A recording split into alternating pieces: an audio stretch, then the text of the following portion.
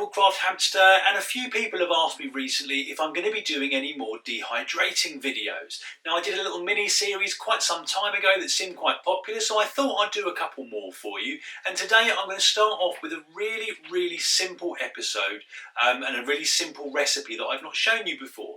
And essentially that is dehydrating beef mince or ground beef, depending where you're from in the world. And it really is a simple process. You're going to cook the mince, you're going to rinse it, and you're going to dehydrate it. And that is it. And it stores really well.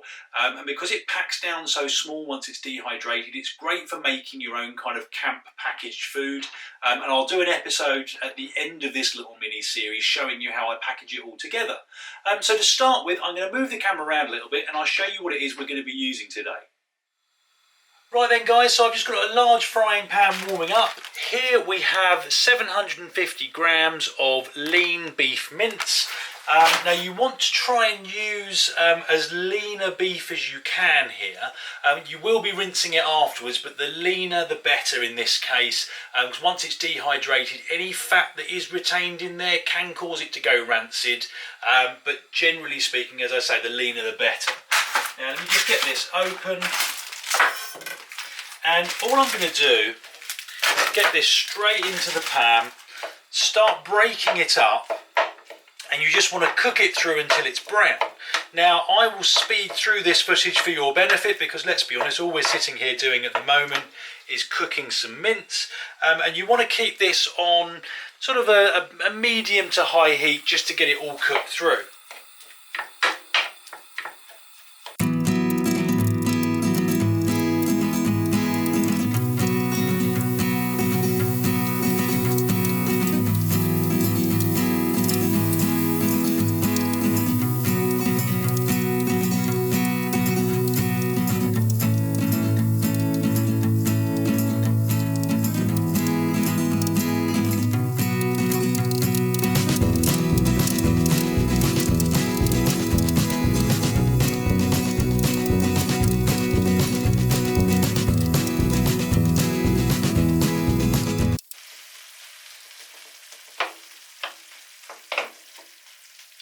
So there we go guys, that's everything browned off, and you may have noticed during the fast forwarded footage that I've been constantly kind of bashing it with my spatula, and I'm going to carry on doing this as it cools down.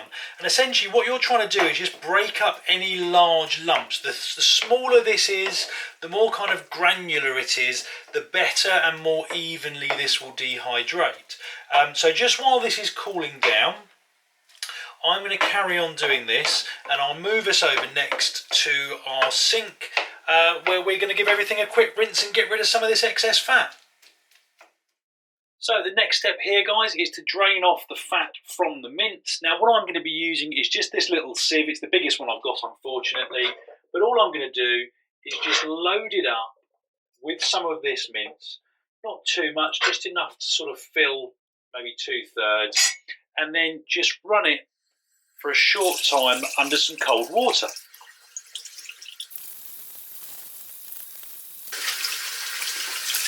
Now I'm just going to chuck that straight into a clean bowl.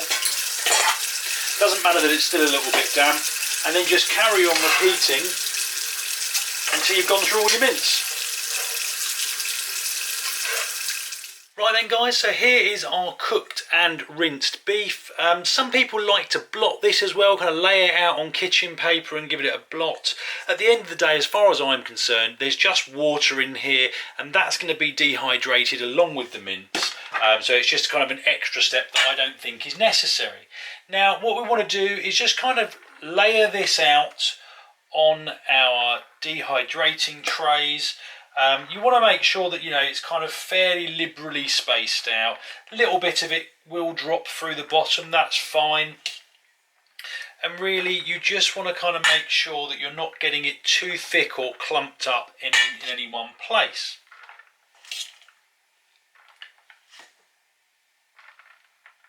And essentially once you've done one tray,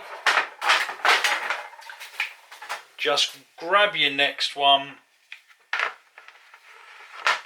and carry on.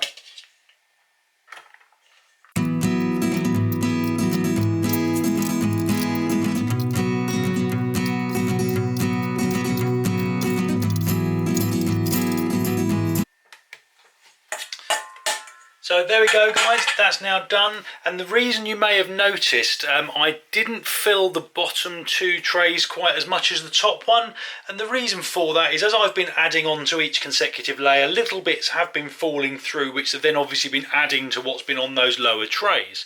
Now all I need to do is plug this in, which I'll do off camera. It's probably going to take between, I would say, about 10 and 12 hours on this particular dehydrator. It's not a very high powered one. It was just a cheap and cheerful one that I picked up online, and it's done me really well, but you don't have a lot of control on the settings, so it does take slightly longer than some of the more expensive models. So I will leave this running overnight. We'll come back tomorrow and I'll show you what this lovely cooked beef mince turns into once it's been dehydrated. Morning guys, so the dehydrator has been running all night. I appreciate it's just been a second for you. What I have here is our fully dehydrated mince. Now hopefully you can see this is completely dry, and actually this is 750 grams worth of mince. This amount is obviously just about filling this small bowl. Now to be honest, the mince we started with yesterday would have filled this bowl about 3 times over. So you get an idea of kind of just how much volume reduces, and also the weight. You know, this is now really lightweight. And what I'll be doing is I'll be storing this away for a couple of days. I've got another video in mind I want to do on this series just to show you how I would package this together with other dehydrated things to make a camp meal. So I'm just going to stick it in a Ziploc bag for now. For longer term storage, you'd be looking at things like Mylar bags, Kilner or Mason jars, even things like vacuum sealers, which is what I'll be using to package up my camp meals, and you'll see a little bit of that in the very near future. So I hope this was useful guys. This is a really nice little staple to take with you when you go away on camp. You know, you can either put it in a pot with a bunch of other things and just make a kind of a stew type bolognese type thing, or you can sort of rehydrate it and then almost refry it with other things as well, depending on what you want to do. So that's it for today guys. I hope it was useful. Comments and questions in the box below. Hit like and subscribe if you'd like to see more, and I hope you'll all join me next time. Cheers guys.